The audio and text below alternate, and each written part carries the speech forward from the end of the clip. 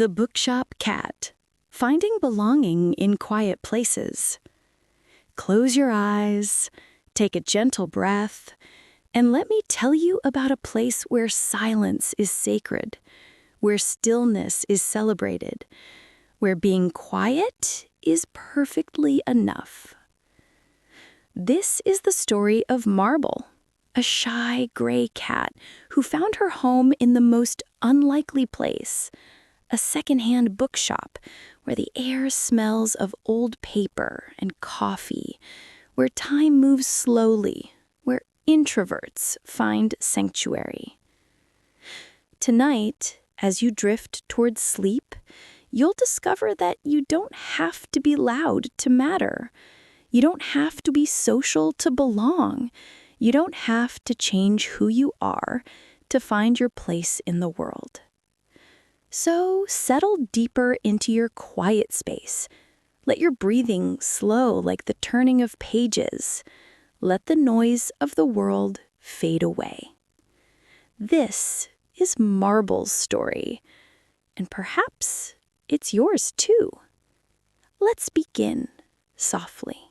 Before Marble's story unfolds, let's talk about being quiet in a loud world, about being still when everyone else is rushing, about being an introvert when the world seems designed for extroverts.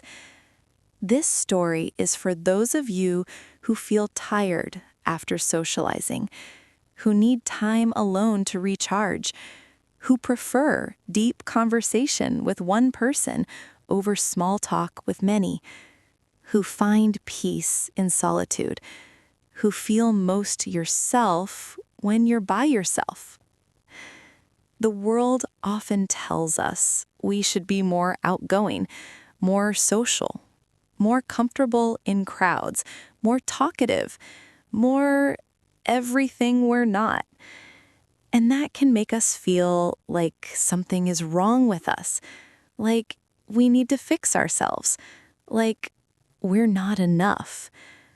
But Marble's story whispers a different truth, that quiet is a strength, not a weakness, that stillness has power, that introverts don't need to become extroverts. They need to find places where their quietness is valued, where their depth is appreciated, where their nature is exactly right. As you listen tonight, if you've ever felt too quiet, too withdrawn, too introverted, let this story heal that wound. Let it remind you that there are places in this world designed just for souls like yours. Spaces where you don't have to perform, where you can simply be. Breathe in belonging. Breathe out trying to fit in. Breathe in acceptance. Breathe out judgment. Breathe in your quiet nature. Breathe out the pressure to be loud. Now, let's meet Marble, a cat who understood the gift of silence. Chapter 1. The Cat Who Didn't Fit. Marble was born in a busy household. 5 children, 2 dogs, a parrot that never stopped talking. Noise, constant noise, movement, chaos, energy, loudness. And Marble just wanted quiet. While her siblings played roughly, tumbling and wrestling and meowing loudly, Marble would hide under the bed. While the dogs barked and the children shouted and the parrot squawked, Marble would press herself into the darkest corner of the closet. While everyone else thrived in the chaos, Marble wilted. "What's wrong with her?" the children would ask. "Why doesn't she play? Why doesn't she come out? Why is she so boring?" The family thought maybe she was sick. They took her to the vet, but the vet found nothing wrong. "She's just shy," the vet said. "Some cats are. Some cats prefer quiet, calm, solitude. It's not a flaw, it's just her nature. But the family didn't understand. They wanted a playful cat, a social cat, a cat that would entertain the children, greet guests, be part of the family energy. Marble was none of those things. And so they decided she needed a different home. They brought her to an animal shelter, a well-meaning place, but, the noise. Dogs barking in the next room, cats meowing from every cage, volunteers talking loudly, children visiting on weekends, metal gates clanging, food bowls rattling, constant, overwhelming noise. Marble retreated to the back of her cage, made herself as small as possible, tried to disappear. She didn't hiss or scratch. She wasn't aggressive. She was just withdrawn, shut down, protecting herself the only way she knew how. Potential adopters would stop at her cage. "Oh, look at this one," they'd say. "What's her story?" The shelter volunteer would explain. "This is Marble.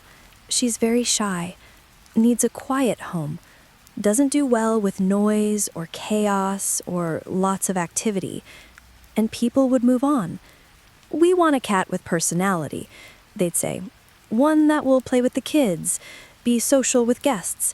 This one seems depressed." Marble wasn't depressed. She was overstimulated, overwhelmed, in an environment completely wrong for her nature, like a fish trying to live on land, a bird trying to swim. She wasn't broken. She was just in the wrong place. Days turned to weeks, weeks turned to months. Marble remained in her cage, growing more withdrawn, more shut down, more convinced that maybe there was something wrong with her. Maybe she was broken. Maybe she didn't deserve a home. The shelter staff worried about her. They'd take her to a quiet room sometimes, let her sit in peace. And there, in the silence, Marble would emerge from her shell. She'd purr softly, blink slowly, show interest in a toy, rub against a volunteer's leg. In quiet, she blossomed. But back in the shelter chaos, she disappeared again. "She needs the right home," the shelter director said. "Not just any home, the right one. Quiet, calm, patient, understanding, where being quiet is okay, where she doesn't have to be something she's not." But that home seemed impossible to find because most people wanted the opposite. They wanted energy, entertainment, a pet that fit their lifestyle, not a cat that needed them to fit hers. Marble waited, quiet in her cage, dreaming of silence, of stillness, of a place where she could finally belong. Breathe in patience with your own nature. Breathe out, trying to be what you're not. Feel Marble's struggle, the exhaustion of being in the wrong environment, the loneliness of not fitting in, the hope, small but persistent, that somewhere there's a place for you. If you've ever felt like Marble, too quiet for the world, know this: you're not broken. You're not boring. You're not wrong. You're just in the wrong place. Your right place is out there, waiting for you. Chapter 2: The Bookshop and Its Keeper. 3 blocks from the shelter stood a bookshop. Old, small, tucked between a bakery and a flower shop on a quiet street. The kind of place you could walk past 100 times and never notice, but once you found it, you never forgot it. The sign above the door read, "Whispering Pages, Secondhand Books and Silence." And the owner, the keeper of this sanctuary, was a woman named Margaret. Margaret was 72 years old. She'd opened the bookshop 40 years ago when she realized something important about herself. She was an introvert in a world that exhausted her, and she needed to create a space where people like her could exist, could breathe, could be quiet without apology. The bookshop was everything she'd dreamed. Narrow aisles lined with floor-to-ceiling shelves, old wooden floors that creaked gently, soft lamps casting warm pools of light, comfortable chairs tucked in corners, the smell of aged paper and leather, and coffee from the small pot that was always brewing, and silence. Beautiful, healing silence. Margaret had rules, soft rules, posted in small signs throughout the shop. Please speak in whispers. Silence is welcome here. Take your time. There's no rush. Introverts find sanctuary here. Most bookshops played music, encouraged browsing, wanted energy and sales and activity. Margaret's shop was different. It actively cultivated quietness, stillness, peace. People would come not just for books, but for the silence, for permission to be quiet, for a place where they didn't have to perform. Margaret understood. She'd spent her youth trying to be more social, more outgoing, more comfortable at parties and gatherings. She'd exhausted herself, made herself sick, trying to be something she wasn't. And finally, in her 30s, she'd given herself permission to be quiet, to prefer solitude, to call herself an introvert without shame. The bookshop was her gift to others like her, a sanctuary, a haven, a place that said, "You are welcome exactly as you are." Brand customers came every week. They'd nod at Margaret. No need for small talk, no forced conversation. They browse in silence, buy their books, leave a few bills on the counter. Margaret would smile. They'd smile back. Perfect communication, no words needed. The bookshop had a reading corner, 3 deep armchairs, a small table, a lamp. People would sit there for hours, reading, sipping coffee, existing peacefully. Sometimes alone, sometimes in quiet companionship with other readers. No one disturbed anyone. No one expected entertainment. Everyone just was. Margaret loved her shop, loved her customers, loved the peace she'd created. But lately, she'd been feeling something was missing, a presence, an energy, something soft and gentle that would complete the space. She'd been thinking about getting a cat. The bookshop seemed perfect for one. Cats and books had always gone together. But it needed to be the right cat. Quiet, calm, content to sit and observe, not demanding, not loud. A cat that matched the energy of the space. She'd visited the shelter several times, looked at the available cats, but they all seemed wrong. Too playful, too social, too energetic. She needed a cat that understood silence, that appreciated stillness, that wouldn't disrupt the peace. "I'm looking for an introvert cat," she told the shelter volunteer one day. "I know that sounds silly, but I have a quiet bookshop. I need a cat that won't be overwhelmed by customers, or need constant attention, or meow constantly. I need a cat that's like me, quiet, content in stillness, happy just being." The volunteer's eyes lit up. She said slowly, "I think I know exactly who you need to meet." She led Margaret past the front cages, past the playful kittens and the social cats, all the way to the back, to the quietest section.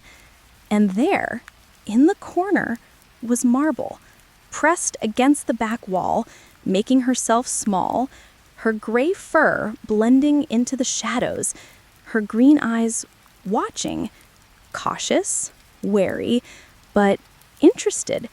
"This is Marble," the volunteer whispered. "She's been here for 8 months. Everyone passes her by. They say she's too shy, too withdrawn, too boring. But I don't think she's any of those things. I think she's just an introvert, waiting for the right, quiet place." Margaret knelt down slowly, didn't reach toward the cage, didn't make loud sounds or sudden movements. She just sat there, on the floor, at eye level with Marble, in silence. Minutes passed. 5, 10, 15.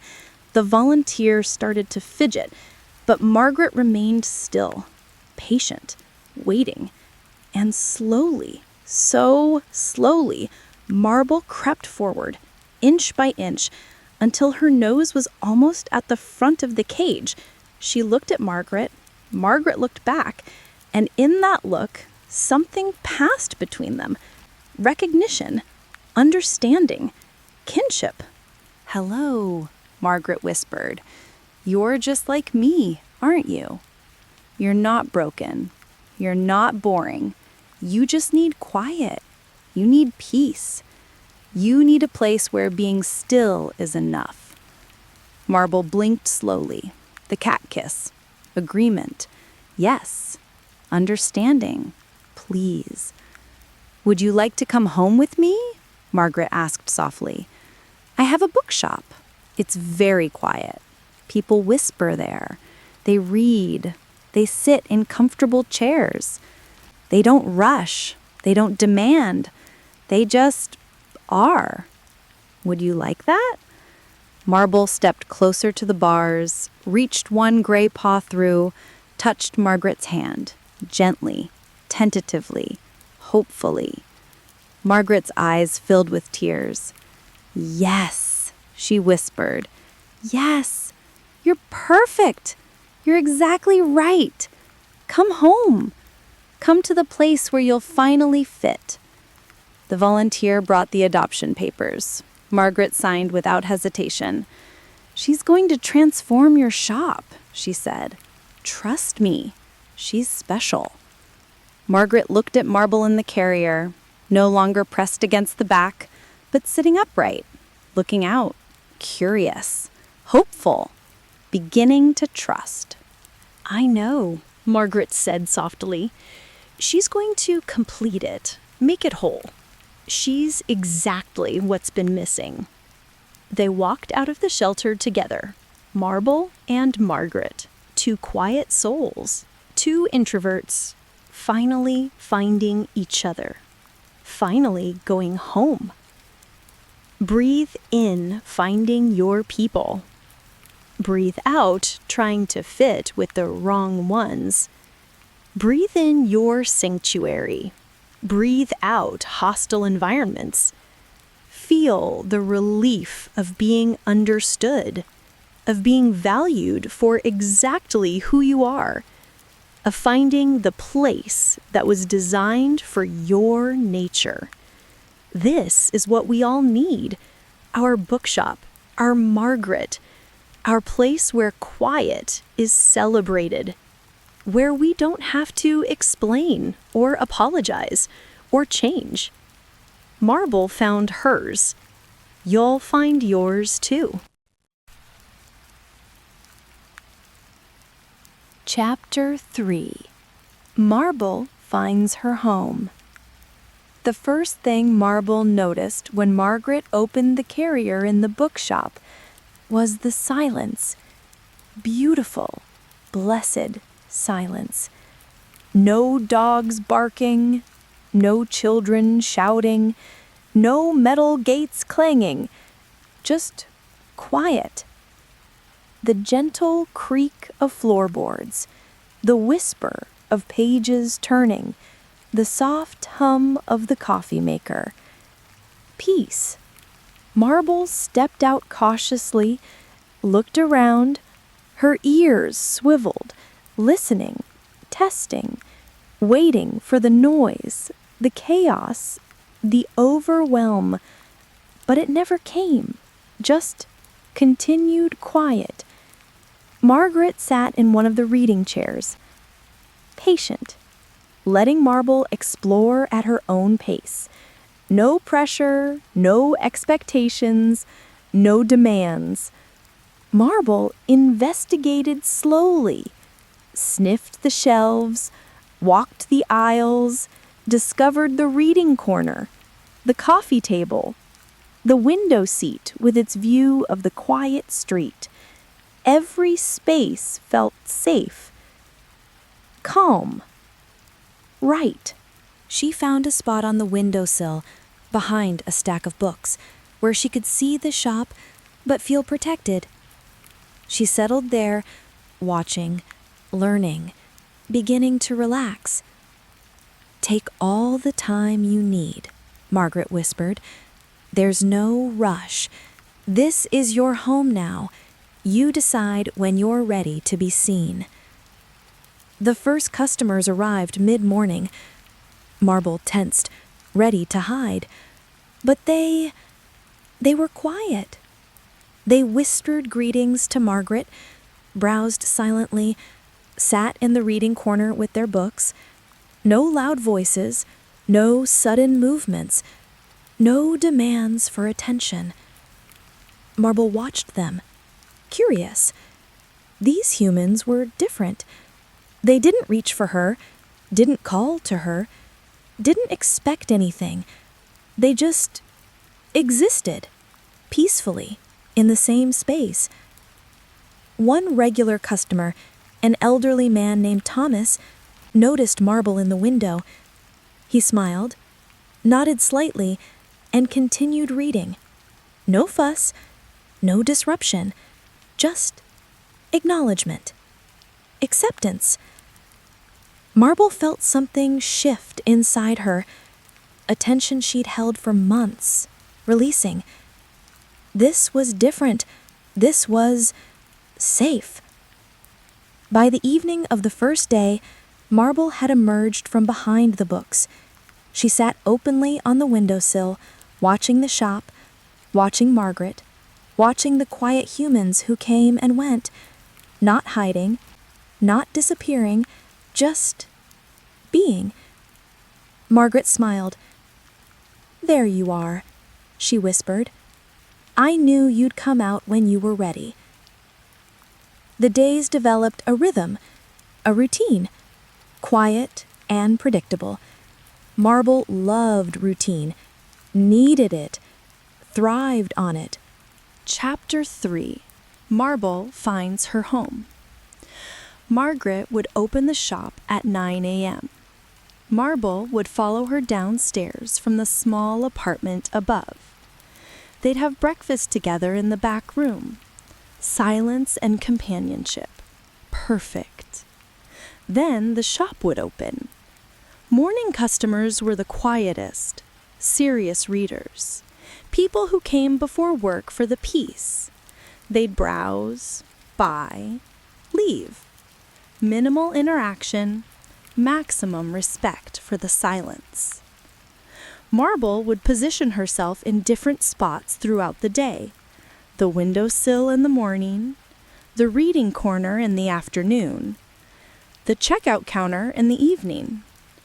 Always visible but not demanding, present but not intrusive.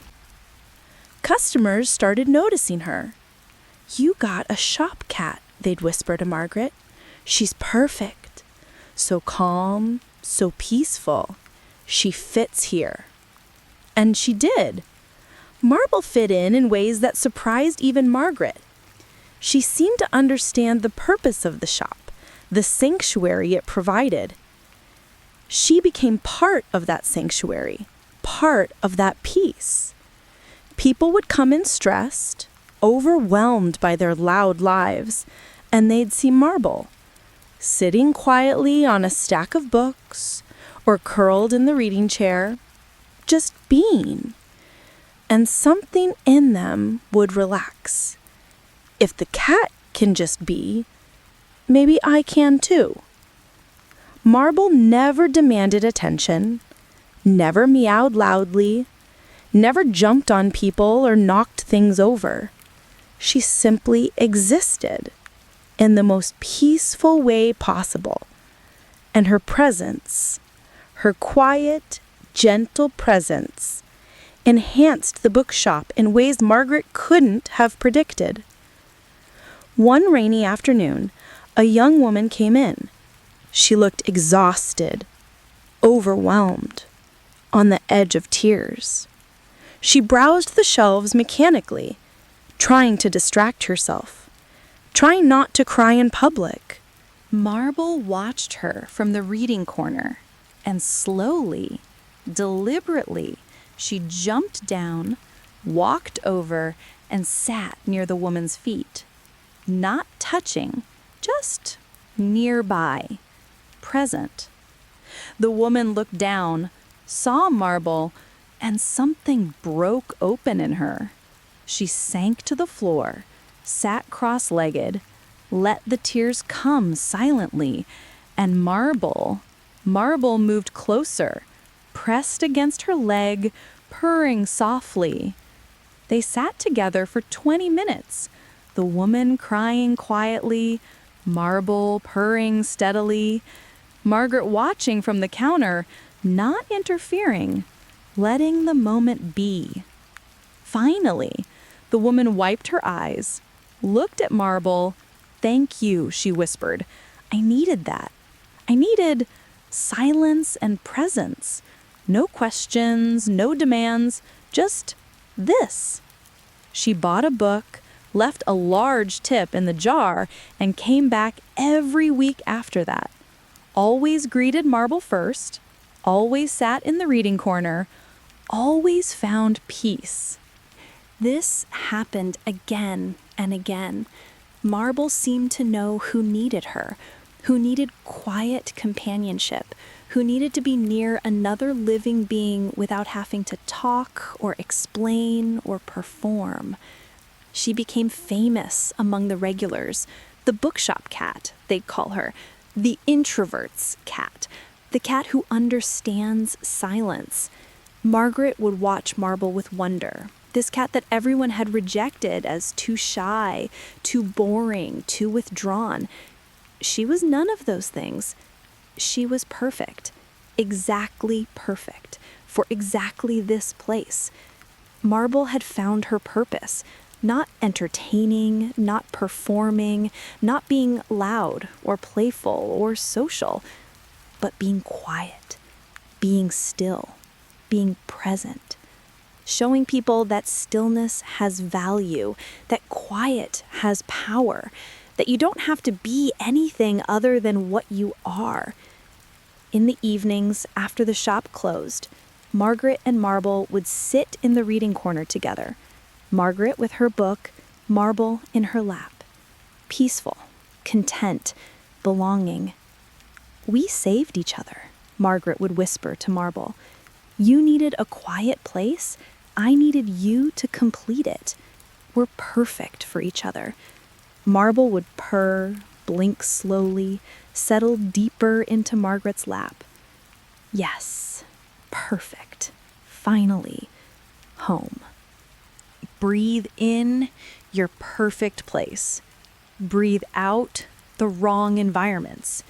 Breathe in being valued for who you are. Breathe out trying to be different. Feel Marble's contentment, her peace, her belonging. Let it remind you that your place exists. Your people exist. Your purpose doesn't require changing who you are. You are enough, exactly as you are, quiet and all.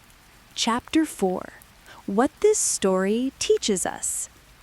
Now, as Marble purrs in Margaret's lap, As the bookshop settles into evening quiet, let's rest here together and explore what their story teaches us, what healing it offers to those of us who are quiet in a loud world. Take a deep breath. Sink deeper into your own quiet space, and let these lessons affirm what you've always known deep down, but needed to hear. Lesson 1. Being quiet is not a flaw to fix. The world told Marble she was too shy, too withdrawn, too boring. But she wasn't any of those things. She was quiet. And quiet is not a problem. It's a nature, a temperament, a way of being. If you're an introvert, if you prefer silence over noise, depth over breadth, solitude over crowds, you're not broken. You're not antisocial. You're not boring. You're beautifully, perfectly yourself. Stop trying to fix something that isn't broken. Stop apologizing for needing quiet. Stop forcing yourself into environments that drain you. You don't need to become an extrovert. You need to find your bookshop, your place where quiet is celebrated. Breathe in acceptance of your nature. Breathe out shame about being quiet. Lesson 2. You're not in the wrong. You're in the wrong place. Marble seemed depressed in the shelter, shut down, withdrawn. But she wasn't depressed. She was in the wrong environment. Put her in the right place, and she blossomed. If you feel like you don't fit, if you feel exhausted by your environment, if you feel like something's wrong with you, consider this. Maybe nothing's wrong with you. Maybe you're just in the wrong place. The wrong job, the wrong social circle, the wrong city, the wrong relationship, the wrong environment for your nature. You're not broken. You're just misplaced. Find your bookshop. Find the quiet place. Find the people who value what you are, and watch yourself transform. Breathe in being in the right place. Breathe out struggling in the wrong one. Lesson 3. Your quiet presence is enough. Marble didn't need to entertain, didn't need to perform, didn't need to be constantly engaging. Her simple, quiet presence was valuable, healing even. People came to the bookshop partly for her stillness, for her peace. You don't need to be the life of the party. You don't need to be constantly talking or entertaining or on. Your quiet presence, your depth, your thoughtful nature, these have value, enormous value. The world needs quiet people, thoughtful people, deep people, people who listen more than they talk, people who create space for others, people who show that stillness is powerful. Your presence is enough. You are enough, just as you are. Breathe in your inherent value. Breathe out the need to prove yourself. Lesson 4. There are others like you, and they're looking for you too. Marble thought she was the only one, the only cat who preferred quiet. But the bookshop was full of people just like her. Introverts seeking sanctuary, quiet souls finding peace. You're not alone in being quiet. You're not the only introvert in an extroverted world. There are millions of us, and we're looking for each other, looking for our people, our tribe, our sanctuary. Find your bookshop. Join your quiet communities. Seek out other introverts. We're out here, and we understand. We value the same things you do. We don't need you to change. Your people are out there. Keep looking. Keep showing up as yourself. We're trying to find you too. Breathe in belonging with your people. Breathe out isolation as the only one. Lesson 5. Small, quiet spaces can be your greatest strength. Margaret didn't open a big, loud, famous bookstore. She created a small, quiet sanctuary, and it was perfect. Exactly right. Exactly what the world needed. You don't need to aim for big and loud. You don't need to be famous or widely known or constantly visible. Small and quiet and deep, these are powerful too, often more powerful. Create your small corner of peace, your quiet offering, your intimate space. The world needs more quiet places, more sanctuaries, more spaces where silence is sacred. Don't underestimate the power of small. Don't dismiss the value of quiet. Some of the most important things happen in whispers. Breathe in the power of small and quiet. Breathe out the pressure to be big and loud. Lesson 6. Routine and predictability are gifts, not limitations. Marble loved routine, needed it. The same daily rhythm, the same spots, the same peace. And that made her life beautiful, stable, secure. If you're someone who craves routine, who needs predictability, who doesn't love spontaneity, that's okay. That's not boring. That's not unadventurous. That's creating a foundation of stability that allows you to thrive. Routine is not a cage, it's a container. It holds you safely so you can be yourself.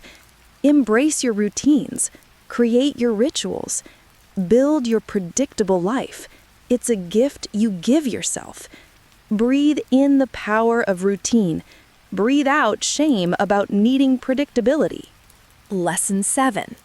Being understood is more important than being liked. Not everyone understood Marble. Many people thought she was boring. But Margaret understood her.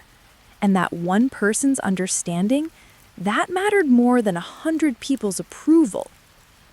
You don't need everyone to like you. You don't need to be popular or widely appreciated. You need to be deeply understood by the right people. One person who really gets you is worth more than 100 who kinda sorta maybe know you. Find your people. Find your Margarets. Find the ones who see you, who understand your nature, who value what you are. And let the others go. Not everyone needs to understand you, just the right ones. Breathe in, being deeply understood. Breathe out, seeking universal approval. Lesson 8. Your sensitivity is a superpower, not a weakness.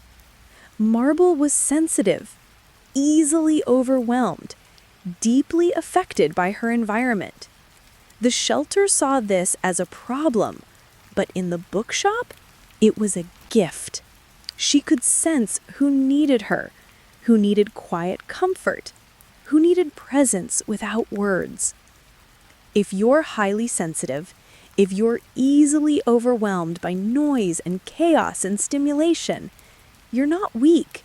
You're perceptive, aware, attuned. Your sensitivity allows you to notice things others miss, to feel deeply, to connect authentically. Don't numb your sensitivity. Don't toughen yourself up. Protect it. Honor it. Put yourself in environments that support it. Your sensitivity is your gift, your superpower, your way of experiencing the world more deeply. Breathe in your sensitivity as strength. Breathe out, seeing it as weakness. Lesson 9. You can be helpful without being loud.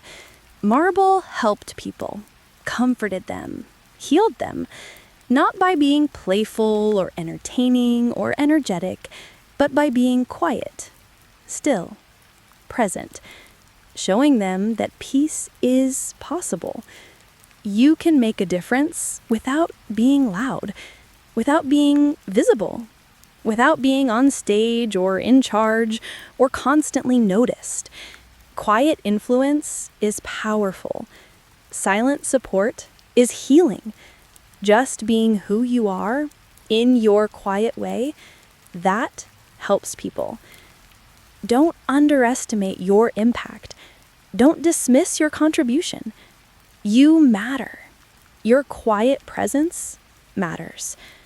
The world needs what you offer. Breathe in your quiet impact. Breathe out, feeling insignificant. Lesson 10. Finding where you belong changes everything. Marble was the same cat in the shelter and in the bookshop. Same temperament, same nature, same personality.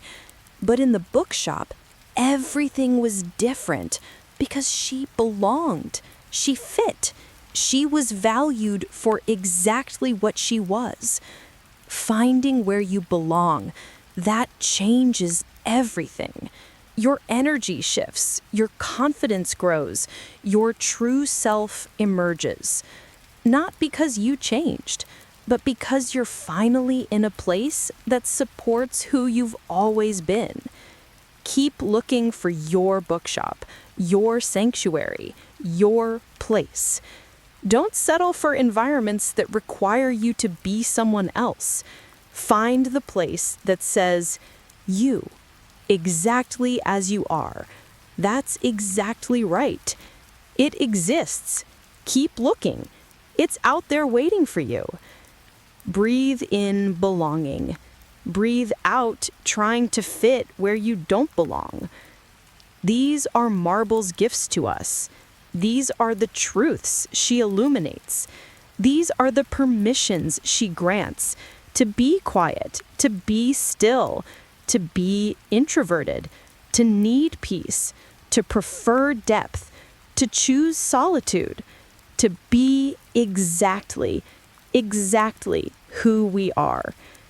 Take these lessons, hold them close. Let them heal the parts of you that have been told you're not enough. You are enough. You've always been enough. Rest now. Rest in your quiet nature. Rest knowing you don't have to change. You just have to find your bookshop. And it's looking for you too. Let me tell you about Marble's life now. The peaceful, predictable, beautiful rhythm. Let these images carry you deeper into sleep. Every morning begins the same. Soft light filtering through the bookshop windows, Margaret waking gently, Marble stretching on the bed. No alarms, no rushing, just beginning. They have breakfast together in the small kitchen, Margaret with her coffee and toast, Marble with her food, sitting near each other, no conversation needed, companionship in silence. At 9, Margaret unlocks the shop door, flips the sign to open, and the day begins, quietly, slowly, peacefully. Marble has her morning spot, the windowsill, where she can watch the street, people hurrying to work, cars passing, the world moving fast outside, while inside, everything is slow, calm, still. The first customers arrive. Thomas with his newspaper, Sarah with her coffee thermos, David looking for poetry. They nod to Margaret, smile at Marble, take their books to the reading corner. No rush, no pressure, just being. Marble watches these quiet humans. Her humans. They understand. They're like her. They need this space. this silence, this sanctuary. Mid-morning, Marble moves to her second spot, the shelf near the fiction section, eye level, where browsers can see her. She's become part of the browsing experience now. People discover books and discover Marble, both treasures hidden in quiet places. A woman comes in, new, first time. She looks around nervously, uncertain. Margaret smiles softly. "Take your time," she whispers. "There's no rush here. Browse as long as you like." The woman relaxes slightly, begins to look at books. And then she sees Marble. Their eyes meet, and something passes between them. Recognition, another quiet soul, another introvert finding sanctuary. The woman reaches out slowly. Marble allows the touch, a gentle stroke along her head, her back, purring softly. Permission granted, connection made. "She's beautiful," the woman whispers to Margaret. "She seems so peaceful." "She is," Margaret replies softly. "She found her place, where she doesn't have to be anything but herself. We all need that, don't we?" The woman's eyes fill with tears. "Yes," she whispers, "we do." She stays for 2 hours, reading, sitting near Marble, existing in the quiet. When she leaves, she's different, lighter, more herself. This is what the bookshop does. This is what Marble does. They create space for people to remember who they are, underneath all the noise, all the pressure, all the expectations. Lunchtime. Margaret closes the shop for an hour. She and Marble go upstairs, eat lunch, nap together on the couch, Marble purring steadily, Margaret reading. Peace. Perfect peace. Afternoon brings different energy, softer, dreamier. The light changes, golden now, filtering through the windows, making the dust motes dance, making everything feel suspended, timeless. Marble moves to the reading corner, curls up in the armchair, the best seat in the house. Customers smile when they see her there. Some sit in the other chairs, read near her. Quiet companionship. An elderly man comes in, moves slowly, carefully. He's been coming for 30 years, since Margaret first opened. He and Marble have an understanding. He sits, she moves to his lap. They stay like that for an hour. Him reading, her purring, both content. No words pass between them, none needed. This is the language of introverts. Comfortable silence, parallel existence, being alone together. Evening approaches. The light turns soft pink, then purple, then blue. The shop takes on a different quality, cozier, more intimate, like a secret being shared. Margaret turns on the lamps, warm pools of light in the gathering darkness, makes fresh coffee. The smell fills the shop, comforting, familiar, home. Late customers come, after work, seeking refuge from their loud days. They walk in tense, overwhelmed, and slowly, they unwind. The silence works its magic. The books work their magic. Marble works her magic. A young man sits on the floor, back against the shelves, book in his lap. Marble walks over, sits beside him, just beside, present. He reaches down, strokes her absently, and breathes, deep, releasing, letting go. This is therapy. This is healing.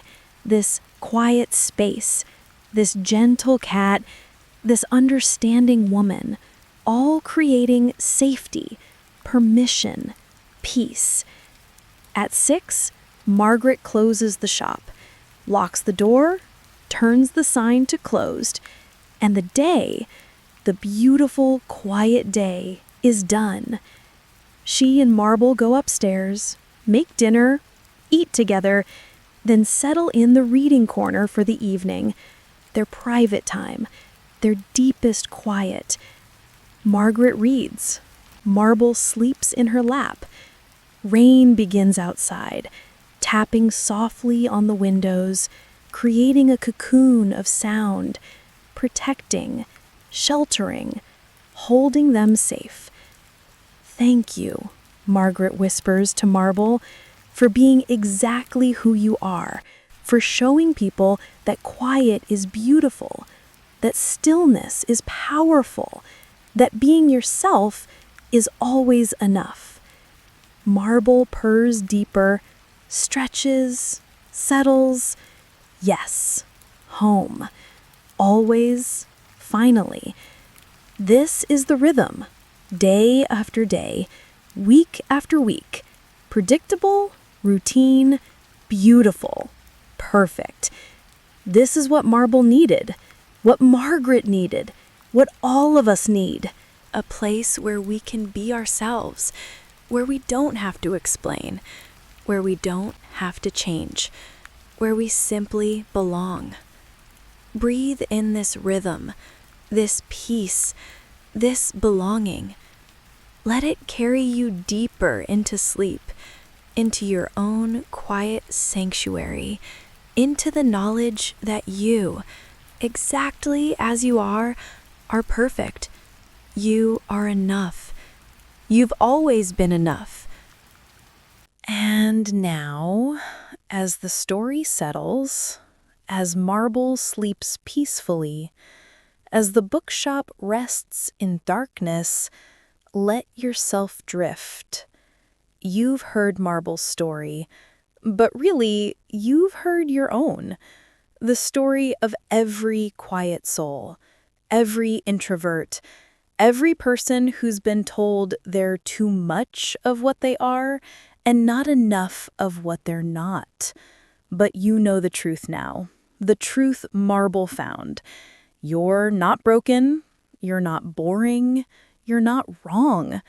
You're just waiting for your bookshop, your sanctuary, your place. And it's out there, looking for you, waiting for you, ready for you. Until you find it, rest here, in this quiet space, where being still is celebrated, where silence is sacred, where you, exactly as you are welcome. Take a deep breath, let it out slowly, longer than the inhale, releasing, surrendering, letting go. Breathe in peace, breathe out noise. Breathe in belonging, breathe out trying to fit. Breathe in your quiet nature, breathe out apologizing for it. You are like Marble, sensitive, observant, deep, preferring quality over quantity, depth over breadth, stillness over chaos. This is not a flaw. This is your gift, your superpower, your way of being in the world. Honor it, protect it, seek environments that support it. Find your people, your Margarets, your quiet tribe. We're out here looking for you too. And until then, rest. Rest in knowing you're enough. Rest in your quiet strength. Rest in the truth that the world needs what you are, needs your stillness, your depth, your thoughtful presence, your peaceful energy. You matter, exactly as you are. Let that truth carry you into sleep, deep, peaceful sleep, where you dream of bookshops and rain and quiet corners, where you dream of belonging, of being understood, of being valued. You're safe here, in this quiet space, in this gentle story, in your own beautiful nature. Marble found her home. You'll find yours too. But for now, for tonight, rest. Simply rest. Let the sounds of the bookshop fade, the rain continue softly, the pages stop turning, the world grow quiet. Let yourself sink deeper, deeper, deeper still, into sleep, into peace, into the quiet sanctuary of your own heart, where you've always belonged, where you've always been enough, where you've always, always been home. Sleep now, gentle soul. Sleep peacefully. Sleep knowing you're perfect, exactly as you are. Good night.